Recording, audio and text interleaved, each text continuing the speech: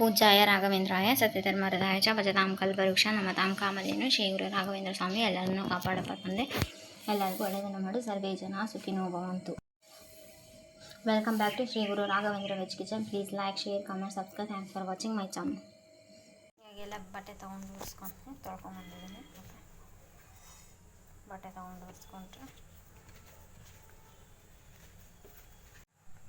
Okay. ಒಂದು 250 grams ತೊಗೊಂಡಿದ್ದೀನಿ, ಅಂದರೆ ಒಂದು 1/4 kg ಲೆಕ್ಕ ಐತೆ. ಇದು ಡಿಫ್ರೆಂಟಾಗಿ ಟೇಸ್ಟಿಯಾಗಿ ಮಾಡಬೇಕು. ಚಿಕ್ಕ ಮಕ್ಕಳೆಲ್ಲ ತರಕಾರಿ ಬೇಡ ಬೇಡ ಅಂತೆಲ್ಲ ಹಠ ಮಾಡ್ತಾರೆ. ಹಾಗಾಗಿ ಚಿಕ್ಕ ಮಕ್ಕಳ ಆರೋಗ್ಯ ದೃಷ್ಟಿ ಇಟ್ಕೊಂಡು ಈ ಥರ ಹೆಲ್ದಿ ಎಲ್ಲ ಮಾಡಿ ಕೊಡಬೇಕು.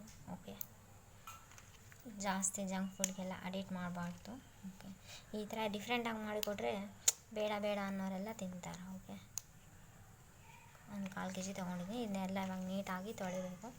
ನೀಟಾಗಿ ತೊಳೆದು ಕಾಟನ್ ಬಟ್ಟೆ ತೊಗೊಂಡು ಒರೆಸ್ಬೇಕು. ಇವೆಲ್ಲ ನೀಟಾಗಿ ಒರೆಸಿಲ್ಲ ಅಂದರೆ ಲೋಳೆ ಲೋಳೆ ಹಂಗೆ ಇರುತ್ತೆ ಕಟ್ ಮಾಡಬೇಕಾದ್ರೆ. ಓಕೆ, ಹಾಗೆಲ್ಲ ನೀಟಾಗಿ ತೊಳೆದು ಕಾಟನ್ ಬಟ್ಟೆ ತೊಗೊಂಡು ಒರೆಸ್ತೀನಿ. ಫಸ್ಟಿಗೆ ತವ ಬಿಸಿ ಆಗಿಡಬೇಕು. ಇದು ರೊಟ್ಟಿ ಮಾಡಿದ ತವಾನೇ ತೊಗೊಂಡಿದ್ದೀನಿ ನಾನು. ಓಕೆ, ಈ ತವ ಬಿಸಿ ಆಗ್ತಿರ್ಬೇಕಾದ್ರೆ ಇವಾಗ ಇದು ಬೆಂಡೆಕಾಯಿ ಹಾಕ್ಕೊಂಡು ಹುರ್ಕೋಬೇಕು. ಲೋಳೆ ಎಲ್ಲ ಹೋಗಂಗೆ ಹುರ್ಕೋಬೇಕಷ್ಟೇ. ಜಾಸ್ತಿ ಎಲ್ಲ ಕರ್ರಗೆ ಆಗೋದೆಲ್ಲ ಬೇಡ, ಟೇಸ್ಟ್ ಇರೋಲ್ಲ.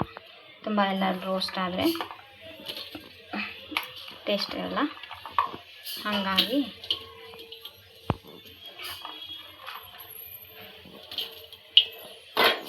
ಹಾಗೆ ಸ್ವಲ್ಪ ಲೋಳೆ ಹೋಗಂಗೆ ಹುರ್ಕೊಳ್ಬೇಕು. ಸ್ವಲ್ಪ ಹುರಿಬೇಕಾದ್ರೆ ಸ್ವಲ್ಪ ಎಣ್ಣೆ ಹಾಕಿದ್ರೆ ನಡೀತೈತಿ, ಹಣದೇ ಹುರಿಬೇಕಂತೇನಿಲ್ಲ. ಓಕೆ ಓಕೆ ಹುರ್ಕೋಬೇಕು.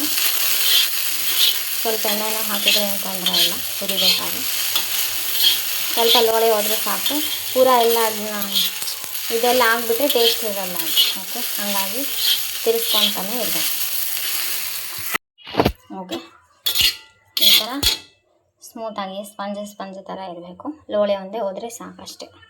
ಓಕೆ, ಈಗ ಇದನ್ನು ಒಂದು ಬೌಲಿಗೆ ಟ್ರಾನ್ಸ್ಫರ್ ಮಾಡ್ಕೊಂಡು ಒಂದು ಬೌಲಿಗೆ ಟ್ರಾನ್ಸ್ಫರ್ ಮಾಡಿ ಇವಾಗ ಸ್ವಲ್ಪ ಆಯಿಲ್ ಹಾಕ್ಕೊಂಡು ನೆಕ್ಸ್ಟ್ ಇವಾಗ ಆನಿಯನ್ ಹಾಕ್ಕೋಬೇಕು.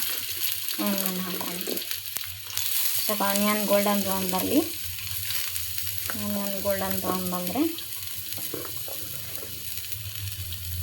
ಇವಾಗ ಸ್ವಲ್ಪ ಬೆಳ್ಳುಳ್ಳಿ ಹಾಕೋಣ.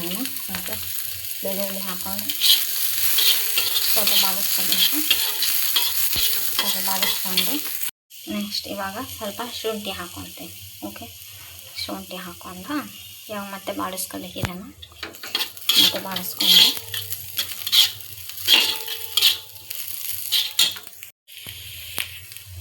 ಇವಾಗ ಸ್ವಲ್ಪ ಸಾಲ್ಟ್ ಹಾಕ್ಕೋಬೇಕು. ಸ್ವಲ್ಪ ಸಾಲ್ಟ್ ಹಾಕ್ಕೊಂಡು ನೆಕ್ಸ್ಟ್ ಇವಾಗ ಸ್ವಲ್ಪ ಗ್ರೀನ್ ಚಿಲ್ಲಿ ಹಾಕ್ಕೊಳ್ತೀನಿ. ಓಕೆ, ಗ್ರೀನ್ ಚಿಲ್ಲಿ ಸಾಸು ಖಾರ ನೋಡ್ಕೊಂಡು ಹಾಕೋಬೇಕು, ಯಾಕಂದರೆ ಚಿಕ್ಕ ಮಕ್ಕಳೆಲ್ಲ ತಿಂತಾರಲ್ಲ, ಸಾಕು. ನೆಕ್ಸ್ಟ್ ಸ್ವಲ್ಪ ರೆಡ್ ಚಿಲ್ಲಿ ಸಾಸ್ ಹಾಕೋಣ. ಓಕೆ, ರೆಡ್ ಚಿಲ್ಲಿ ಸಾಸ್ ಹಾಕೊಂಡ್ಮೇಲೆ ಇವಾಗ ಬೆಂಡೆಕಾಯಿ ಹಾಕ್ಕೋಬೇಕು. ಬೆಂಡೆಕಾಯಿ ಹಾಕ್ಕೊಂಡು ಚೆನ್ನಾಗಿ ಹೊಂದ್ಕೊಂಡಂಗೆ ಕಲಿಸ್ಕೋಬೇಕು. ವೆರಿ ಟೇಸ್ಟಿ, ಈಸಿಯಾಗಿ ಹೆಲ್ದಿಯಾಗಿರುತ್ತೆ. ಚಿಕ್ಕ ಮಕ್ಕಳಿಗೆ ಈ ಥರ ಹ್ಯಾಬಿಟ್ ಮಾಡಿದರೆ ಈ ಥರನೇ ಹ್ಯಾಬಿಟ್ ಮಾಡಿ ತಿನ್ನಿಸ್ಬೇಕು. ಬೆಂಡೆಕಾಯಿ ಬೇಡ ಅಂದರೂ ಕೂಡ ಚಿಕ್ಕ ಮಕ್ಕಳು ಇಷ್ಟಪಟ್ಟು ತಿಂತಾರೆ. ಕೇಳಿ ಮಾಡಿಸ್ಕೊಂಡು ತಿಂತಾರೆ.